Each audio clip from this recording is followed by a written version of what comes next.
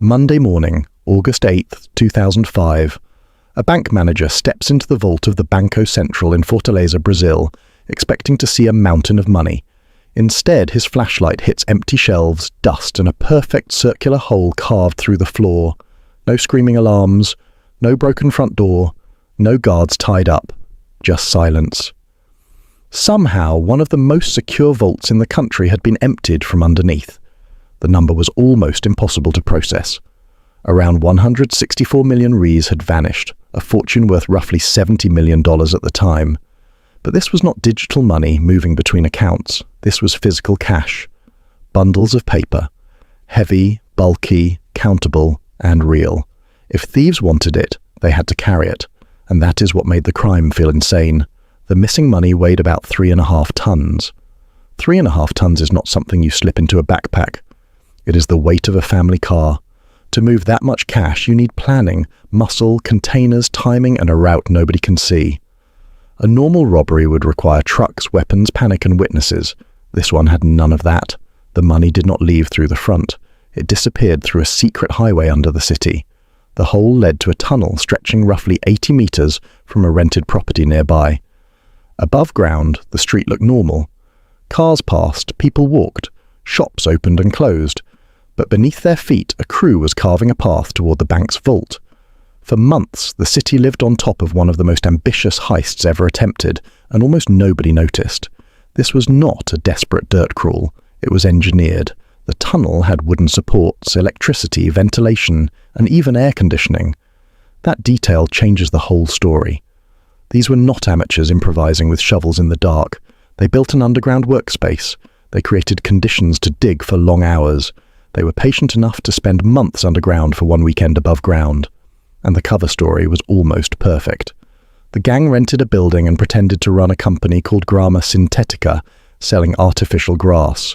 To neighbors, they looked like businessmen. Deliveries came and went. People moved in and out. Noise could be explained. Dirt could be disguised. The front did not need to be glamorous. It only needed to make nobody ask the right question. That is what makes the heist so disturbing. The criminals did not just attack a bank, they built a business around the attack. They used paperwork, rent, routine, and appearances as camouflage. Every ordinary detail became part of the disguise. The fake company was not just a cover, it was a mask placed over months of secret construction, hiding one purpose: reaching the vault without touching the front door. But digging 80 meters is only one part of the mystery. The harder question is precision. How did they know where to aim? A few feet wrong and they hit a wall, a pipe, a useless room, or nothing at all. Yet they reached the vault floor. They drilled into the right place. They found a blind spot. That does not feel like luck. It feels like information. The source of that information was allegedly inside the system. The crew bought secrets from an active bank security guard, layouts, sensor locations, guard routines, the details that turn impossible into possible. That is the brutal truth of security. The thickest wall can be beaten if someone sells the map. Before the gang broke through concrete, they had already broken through trust. The payment for those secrets was reported as a massive cut. But the real value was not the money changing hands. It was access. Once the crew understood the vault's weaknesses, the robbery became less like a smash and grab and more like surgery. They did not need to overpower the bank. They needed to move quietly around its blind spots until the building betrayed itself. Then came the weekend. Banks closed, streets slowed. The tunnel crew finally reached the vault floor. Above them sat stacks of money. Below them sat months of labor, risk, heat, darkness, and fear. Every mistake could destroy everything. One loud noise, one suspicious neighbor, one unexpected guard, one miscalculated drill point. But the hole opened exactly where it needed to. Inside the vault, the thieves found the prize. Used 50 real notes marked for destruction. That detail mattered. New bills can be tracked more easily. Sequential numbers create patterns. But used, non-sequential cash is a different animal. It moves like smoke. The gang did not just steal money. They selected money designed to be harder to follow. The robbery was physical, but the thinking was financial. For hours, they moved cash through the tunnel.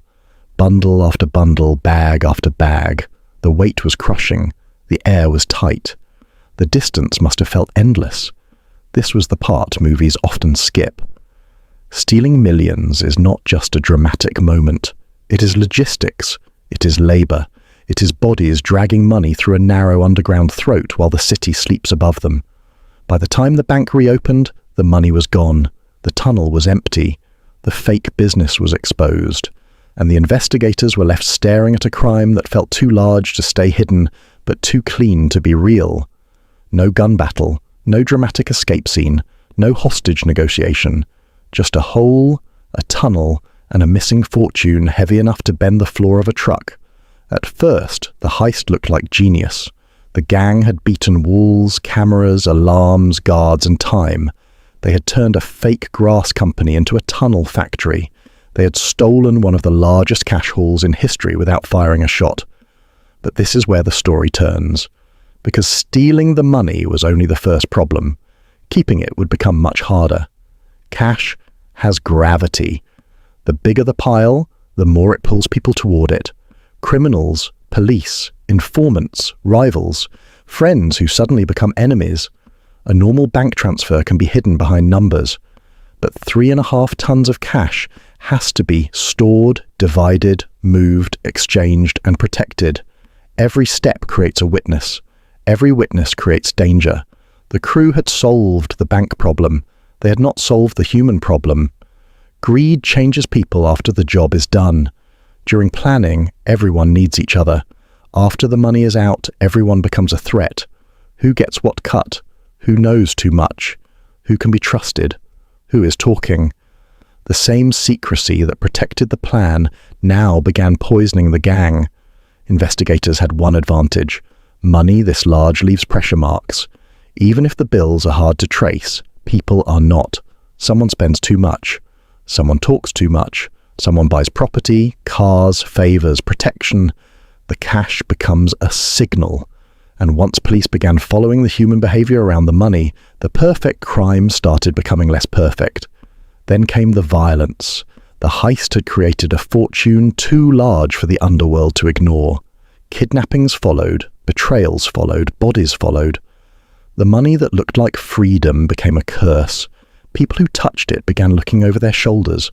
A robbery that happened quietly under a bank started echoing loudly through streets, prisons, hideouts, and graves. This is the pattern in great heists. The construction phase rewards discipline. The escape phase rewards silence. But the aftermath punishes ego. The tunnel crew had been patient underground, but patience becomes harder once money is in your hands. The world changes overnight. Every person feels richer, smarter, untouchable, and that feeling is often the first step toward destruction. The Banco Central tunnel heist was not just a crime story. It was a business story turned upside down. The gang had a front company, a project timeline, labor division, infrastructure, insider intelligence, logistics, and risk management. In another world, those skills could build a company. In this world, they built an underground machine pointed at a vault. That is what makes the Grama Sintética front so important. It shows that the most dangerous disguise is boring legitimacy.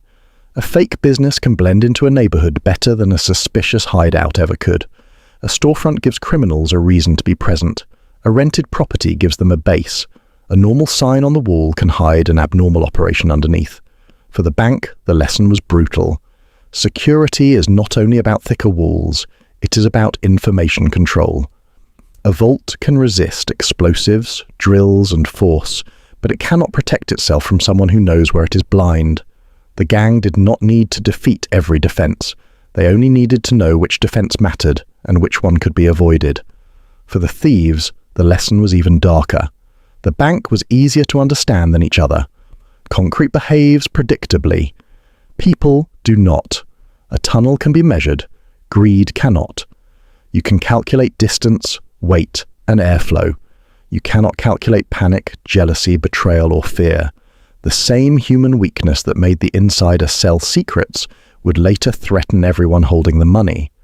As police closed in, the story became harder to untangle. Who designed the tunnel? Who financed the operation? Who recruited the labor? Who had the bank secrets? Who moved the cash? In a normal robbery, the evidence is often at the scene. In this robbery, the crime scene stretched from the vault, through the tunnel, into a fake company, and across every person who touched the stolen money. The stolen bills created a strange paradox. They were chosen because they were difficult to trace, but the fortune itself was impossible to make invisible. You can hide a few bundles. You cannot quietly absorb 3.5 tons of cash into ordinary life without changing behavior. The money did not need serial numbers to expose people. It only needed to make them careless. And this is where the myth of the perfect heist breaks down. A perfect entry does not mean a perfect exit. A perfect exit does not mean a perfect life after. The tunnel was brilliant. The vault breach was clean. The cash selection was clever. But the aftermath turned into exactly what the tunnel avoided: noise, attention, suspicion, and violence. What makes this heist so cinematic is that the criminals behaved like engineers before the robbery, and like humans after it. Engineers built systems to remove failure. Humans reintroduce failure through ego. The tunnel had structure. The gang did not. The wood beams held, the trust between people broke. In the end, the weakest part of the entire operation was not the concrete. It was the crew. The Banco Central robbery shocked the world because it felt like a movie made real. A fake storefront, an underground passage, air conditioning beneath the street, a vault opened from below, tons of cash carried through darkness. But unlike a movie, there was no clean ending, no final getaway into paradise. The money escaped the bank, but the consequences followed everyone. For ordinary people, the heist is fascinating because it exposes something uncomfortable.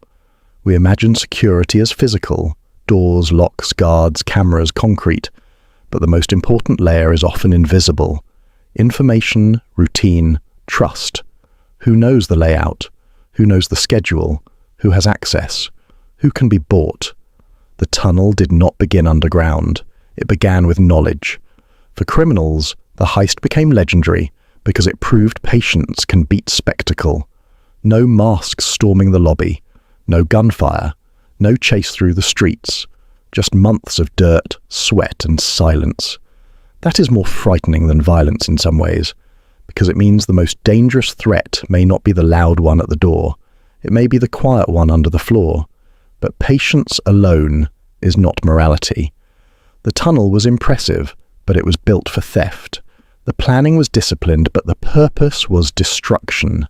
The money belonged to a financial system, not to the crew that carved through the ground. That contradiction is why the story feels both thrilling and ugly. You can admire the engineering without admiring the crime. The investigation also showed how quickly a secret network can become a liability. Every person added to the plan increases capability, but also increases risk. Diggers, drivers, financiers, insiders, lookouts, money handlers. More people mean more skills, but also more mouths, more fears, more betrayals. The tunnel needed a team. The aftermath punished them for having one. That is why $70 million was not just a reward. It was a test. Could they stay disciplined after becoming rich overnight? Could they divide the money without destroying each other? Could they resist showing off? Could they disappear without creating patterns? The answer, as the curse began to unfold, was no. The fortune made every weakness louder. The heist also forced banks to rethink what secure really means. A vault can be strong from the front and vulnerable from below. A system can look safe because nobody has attacked it creatively yet. The Fortaleza tunnel proved that criminals do not always fight defenses head-on. They search for the forgotten angle, the side door, the blind spot, the ground beneath the fortress. That is the truth most institutions hate. Security failures often come from assumptions. Nobody would dig that far. Nobody would spend months underground. Nobody would build air conditioning in a tunnel. Nobody would create a fake company just to hide dirt and noise. But the robbers did. Every assumption became a door they walked through. Still, the deeper lesson is not that crime pays. It is that systems fail when people confuse difficulty with impossibility. The bank was difficult to rob, not impossible. The tunnel was difficult to build, not impossible. Moving the cash was difficult, not impossible. But surviving the consequences may have been the one part the gang truly underestimated. The Banco Central tunnel heist remains powerful because it reverses the usual robbery image. The criminals did not rush. They waited. They did not threaten guards. They bypassed them. They did not crack the vault door. They ignored it. Everything about the crime says one thing: the obvious entrance is often the most protected. The hidden entrance is where the real danger lives. In the end, the tunnel was more than a passage. It was a symbol of obsession. For months, men crawled through heat, dirt, darkness, and danger for a fortune they believed would free them. But the money did not bring freedom. It brought attention, suspicion, violence, and death. They escaped the vault, but they did not escape the gravity of what they stole. That is why this heist shocked the world. Not only because $70 million vanished through a hole in the floor, but because the crime was both brilliant and doomed. The gang beat concrete, alarms, distance, and weight, but they could not beat greed. They could not beat fear. They could not beat each other. The tunnel got them into the vault. The money dragged them into a trap. Thanks for watching. Like, comment, and subscribe. If you enjoyed the story of the $70 million tunnel heist that shocked the world, then you'll love the story of how Costco built a $500 billion empire by refusing to get greedy. Click the video on your screen now. I'll see you there.